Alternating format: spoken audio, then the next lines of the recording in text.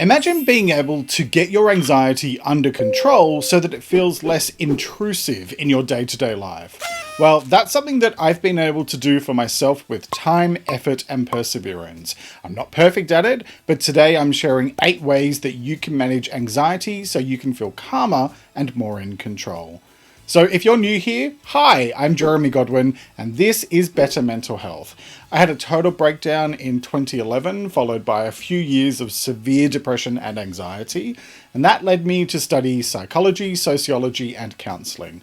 Now, I talk about mental health full-time here, and on my weekly podcast, Let's Talk About Mental Health, and I share practical advice based on quality research and my own personal experience. So, I'm actually going to be a bit cheeky here today and start with how not to manage anxiety. Don't manage anxiety by drinking or eating or snorting your way through it. Look, I'm not your dad, so I'm not going to lecture you, but I'm also not going to shy away from saying what needs to be said.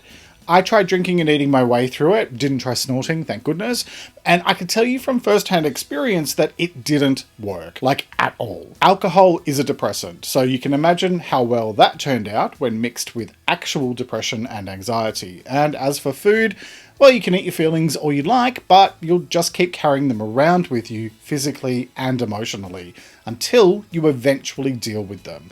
And until then, you'll be dealing with all of the physical effects of those unhealthy behaviors. So my point is that unhealthy coping mechanisms have unhealthy results. Those types of behaviors might seem to make you feel better in the short term, but in the long term, you'll just find they do way more harm than good, both physically and mentally. So with that rant over, my next point is get a proper diagnosis. It's important to be aware that stress and anxiety often go hand in hand. It can show up as feelings of mental stress combined with physical symptoms like your heart racing or becoming sweaty or even panicked. If you're experiencing these sort of symptoms together on an ongoing basis for a prolonged period of time, usually 2 weeks or more, and you're not finding that the situation is improving, it's best to talk with your doctor about what you're experiencing.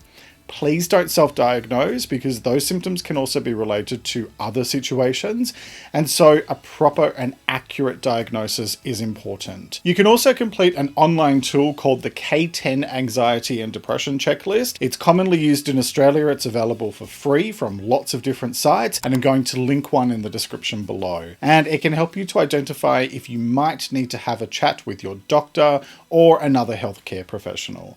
So it's worth taking a few moments to do if you're not completely sure about what's going on.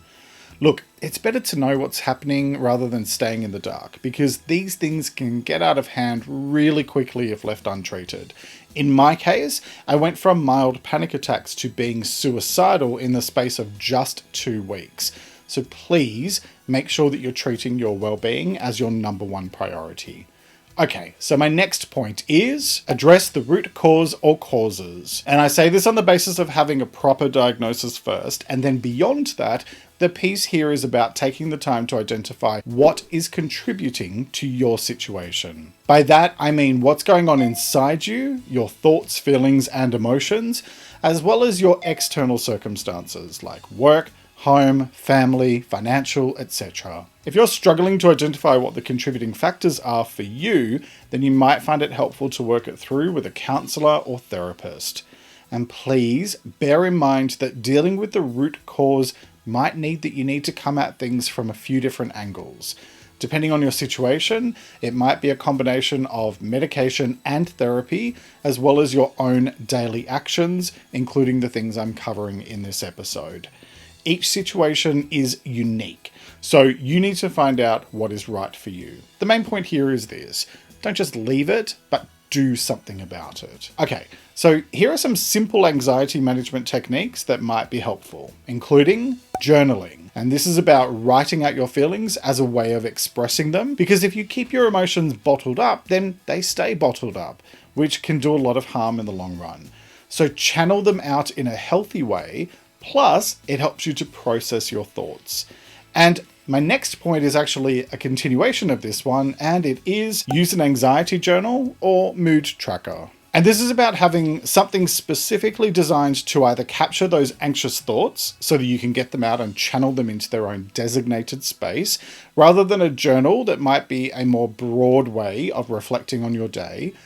Or it could be even just having a mood tracker where you can keep an eye on how you feel several times throughout the day. Because that then allows you to come back later and look at patterns over a few weeks to see if there are specific triggers. Next, pause and breathe for 10 seconds. When we're in a heightened emotional state, our instincts often kick in, and we run on pure emotion for the first few seconds. And if you just react to your emotions, it can sometimes send you into a spiral of anxiety. So pause, gently breathe, and count to 10. This allows time for your rational, logical mind to catch up with your emotions so that you can then make more thoughtful and considered decisions about how to respond.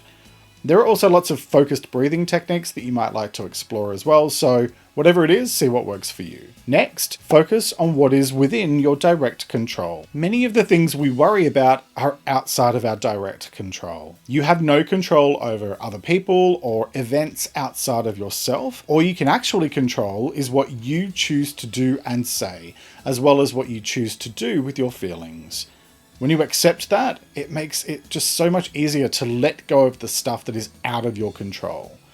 This is also where that anxiety journal that I mentioned before might come in handy. Okay, next, be proactive about managing stress. And I say this because stress and anxiety often go hand in hand. When you get to know your anxiety, you can begin to identify the difference between stress versus anxiety versus panic attacks. For example, anxiety attacks tend to build gradually, whereas panic attacks usually come on suddenly and they're quite extreme in nature.